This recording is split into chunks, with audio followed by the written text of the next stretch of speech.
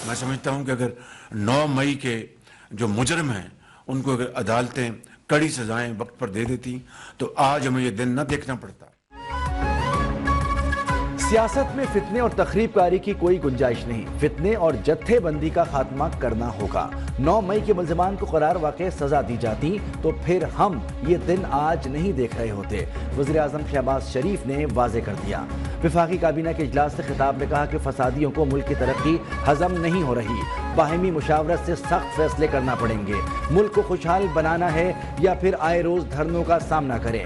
Army chief ने इस्लामाबाद में लश्कर से निमटने के लिए भरपूर ताउन फराहम किया। खैबर पख्तूनख्वा इस वक्त दहशतगर्दी की लपेट में है। पारा चनार कुर्रम में हालात कशीदा हैं। खैबर पख्तूनख्वा हुकूमत अपनी तमाम तर तवज्जो वहां पर लगाए।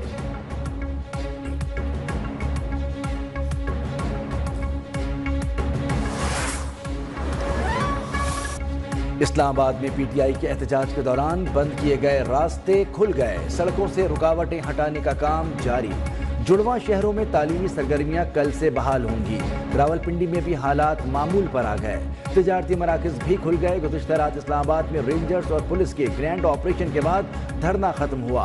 अली अमीन गंडापुर और बुशरा बीबी मानसेरा पहुंच गए। ऑपरेशन के दौरान 500 से ज़ायद कारकुनान गिरफ्तार। असलहा, एमुनेशन, वायरलेस गुलेलें और बॉल बेरिंग बरामद। 7 दिनों में गिरफ्तार 610 शरपसंदों में 37 अफगान बाशिंदे भी शामिल। पुरतशद्दुद मुजाहिरों के दौरान 170 से ज़ायद सिक्योरिटी एहलकार जख्मी हुए।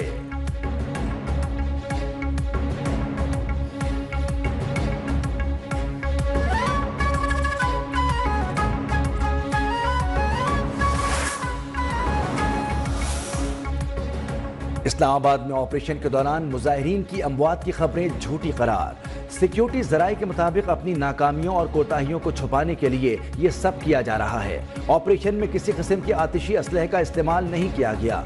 इस्लामाबाद के अस्पतालों, पेम्स और पोली क्लिनिक की भी लाश लाने की तरदीद। वजाहती बयान भी जारी। कहा कि अस्पतालों में कोई लाश नहीं लाई गई। सोशल मीडिया पर चलने वाली खबरों में कोई सदाकत नहीं।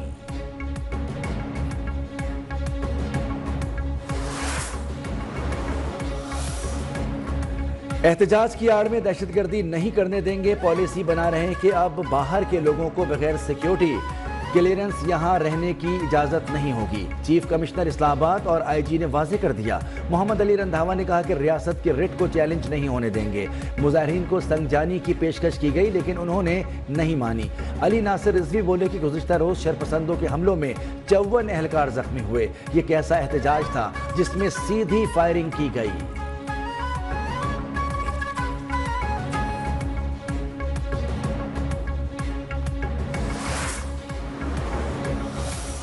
उनको अपनी शर्मिंदगी छुपाने का कोई तरीका नहीं मिल रहा। मैं इनको फिर चैलेंज कर रहा हूं कि भाई मुझे भी इत्तला कर दें कि अगर कोई ऐसा बंदा हलाक हुआ है या कोई चीज़ हुई है तो हमें कम से कम बता। पीटीआई को शर्मिंदगी छुपाने का कोई तरीका नहीं मिल रहा। भागने के बाद लाशों का प्रोपेगेंडा किया जा रहा है। ये लोग कोई एक नाम बता दें।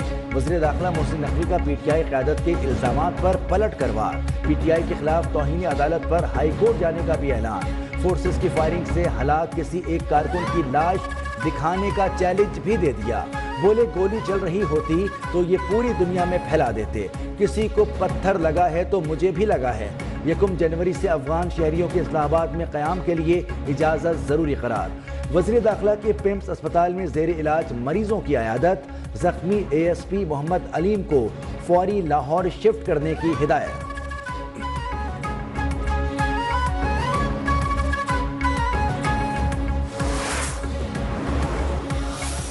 ये धरना इमरान खान के इख्तियार में है और ये धरना जारी है और जरूरी नहीं है पाकिस्तान की सारी आवाम सुन ले।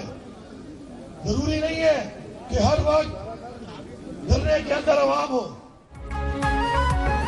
वज़ीर आला खैबर पख्तूनख्वा अली अमीन गंडापुर का धरना जारी रखने का ऐलान। कहा कि जरूरी नहीं कि धरने में हर वक्त लोग मौजूद हों। ये एक तहरीक है जो बानी पीटीआई की कॉल तक जारी रहेगी। वजाहत दी हम पर तशद्दुद ना होता तो हमारे लोग भी जवाब ना देते। धरने में सैकड़ों कारकुनों को गोलियां लगी। हजारों की गिरफ्तारी का भी दावा।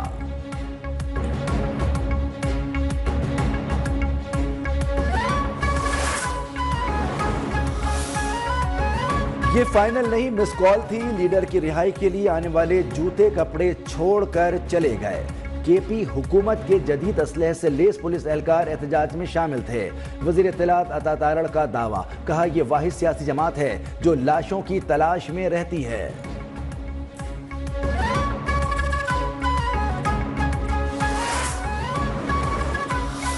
عمران خان ایک نظریہ ہے، عمران خان ایک ویژن ہے، اور باقی عمران خان کے اہل خانہ ان کے اہل خانہ کی وجہ سے ہمارے لیے ریسپیکٹیبل ہیں، لیکن سیاسی نظریاتی طور پہ کبھی بھی میں ان کو قیادت نہیں سمجھ سکتا ہوں۔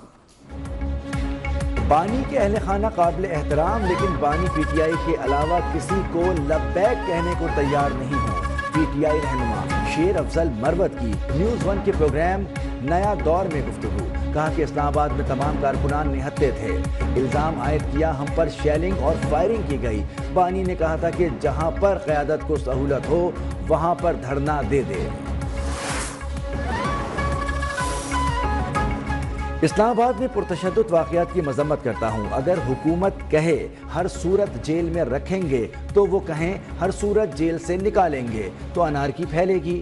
سربراہ جے یو آئی مولانا فضل الرحمان کی میڈیا سے گفتگو، کہا کہ کے پی اور بلوچستان میں بدامنی ہے، صوبائی حکومتیں غیر سنجیدہ ہیں، سیاسی کارکن کے جذبات مخلصانہ ہوتے ہیں، قیادت کو انہیں لائن دینی چاہیے، کارکنوں کو وہ راستہ دینا چاہیے جو پرامن ہو، جس میں تشدد بھی نہ ہو۔ سوال کیا اتنے انتظامات کے باوجود پی ٹی آئی والے ڈی چوک کیسے پہنچے؟